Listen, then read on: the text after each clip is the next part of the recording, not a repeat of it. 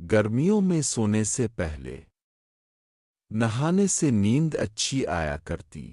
کھانا کھانے کے بعد فوراً سو جانے سے اکثر لوگوں کے پیٹ میں گیس ہو جایا کرتی ہے، جو کہ روٹی کھانے سے سر کے کمزور بال مضبوط ہو جایا کرتے ہیں۔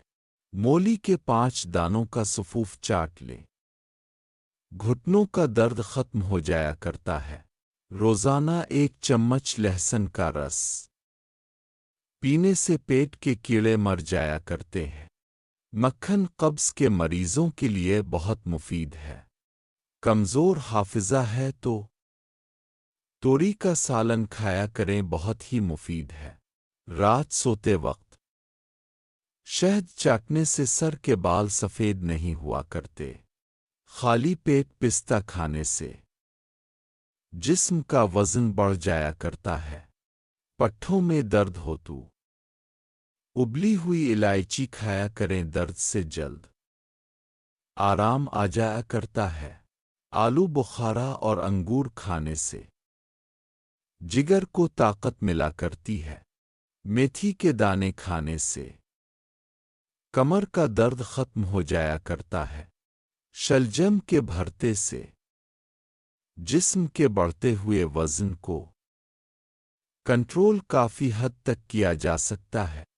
موٹے لوگ مونگ پھلی کھایا کریں، جسم کے وزن میں کمی آنا شروع ہو جایا کرتی ہے۔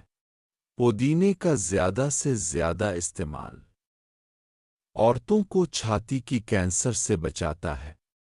صبح نہار انجیر کھانے سے دانت مضبوط ہو جاتے ہیں۔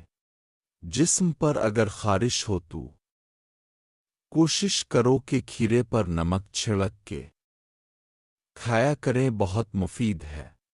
جسم میں تھکان ہو تو کوشش کرو کہ کشمش کو ناریل کے ساتھ کھایا کریں، بہت ہی مفید ہے۔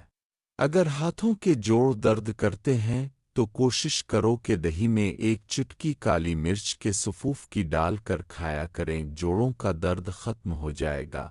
اور دوسرا، پیٹ کی بیماریوں کے لیے بہت فائدہ مند چیز ہے۔ ہاضمہ کبھی خراب نہیں ہوگا، اور اگر قوت کم ہو رہی ہے تو وہ بھی بڑھ جائے گی۔ 90 سال تک طاقت کم نہیں ہوگی۔ یہ چیز بوڑھوں کے لیے نایاب ہے۔